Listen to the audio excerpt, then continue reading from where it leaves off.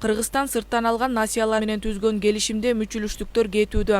Өкмөт кредит катары карыз алгандан кийин мамлекеттик сатып алуулар Кыргызстандын ички мыйзамдарына баш ийиши керек. Бул боюнча Жогорку Кеңештин депутаты Төрөбай Зулпукаров бюджет жана финансы комитетинин кеңейтилген отурумунда билдирди. Ошондой эле чет өлкөлүк компаниялар тендерди утканы менен жергиликтүү компанияларды жалдап жатканына токтолду. 3 жерде да бардык.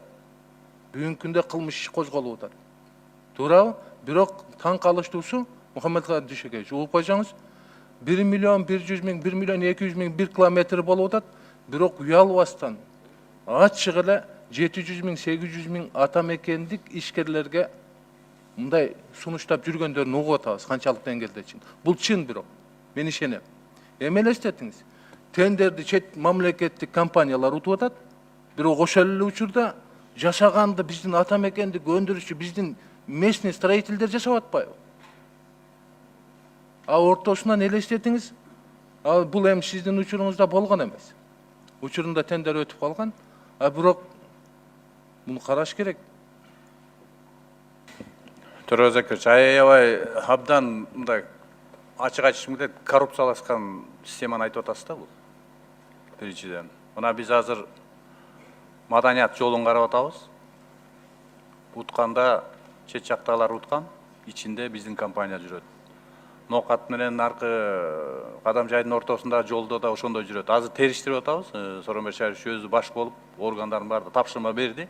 Мамлекеттин казынасынан спорт тармагына 2020 жылы 20 миллион сом бөлүнөт. Бул каражатты 50 миллион сомго көтөрүш керек. Мындай сунуш менен Жогорку Кеңештин депутаты Таалайбек Масабиров премьер-министр Мухаммедкалый Абылгазиевке кайрылды. Ошондой эле райондордо спорт тармагындагы машыктыруучулардын иш бөлмөсү мөөрү болбогондуктан коңшу өлкөнүн спортчулары менен атайын түзүлгөн келишимдин негизинде иш-чаралар болбой жатканына токтолду. Олимпийский год деп атабыз, жыл деп атабыз.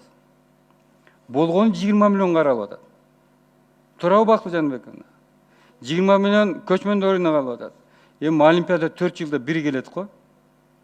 Спорт десе спорт көрөрмандары телевизордон жана футболду көрүп аткандай азыр ушунчалык спортко эме болуп калды биздин спорт көрөрмандарыбыз. Мына Мухаммед Казичке сизге чоң рахмат айтып атат. Спорт площадкалар бүт курулуп атат деп атат. Биз урматтуу президентибиз Сооронбай Шарипович айтат.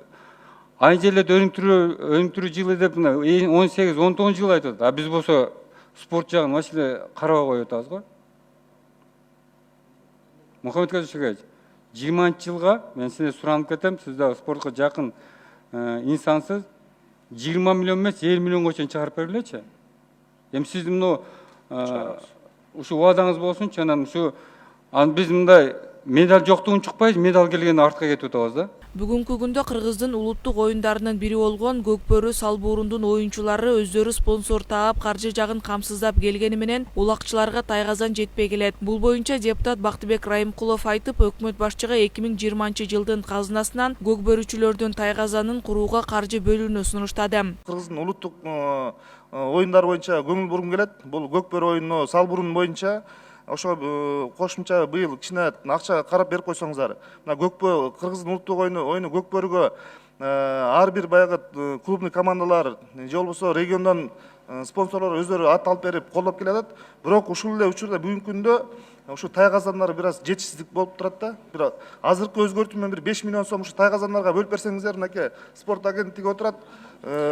Улуттук агенттигине Бактыбек Кемелбекович, жыйынтасаңыз оюңузга рахмат. 5 тайгазан жасап берип койсок абдан жакшы болот эле. Анткени бул баягы көкбөрүчүлөрдүн сураныштары болуп атат. Бул өтүнүч азыркы ушу өзгөртүү менен. Азыр өзгөртүүлөрдү да карайлык. Канат Маратович менен чогуу. Талкуунун жүрүшүндө депутаттар сунуштаган мыйзам долбоорлорго өзгөртүү сунушу киргизилип, 2020 жылдын болжолдуу бюджети жактырылып, экинчи окууда өкмөткө цифраларды тактап келүү тапшырмасы берилди. Ал эми Кыргыз өкмөтүнүн маалыматы боюнча кийинки жылдын бюджетинде киреше 163,7 миллиард сом болсо, чыгаша 173,6 миллиард сомду түзөт. Ортодогу тартыштык 9,9 миллиард сом болот.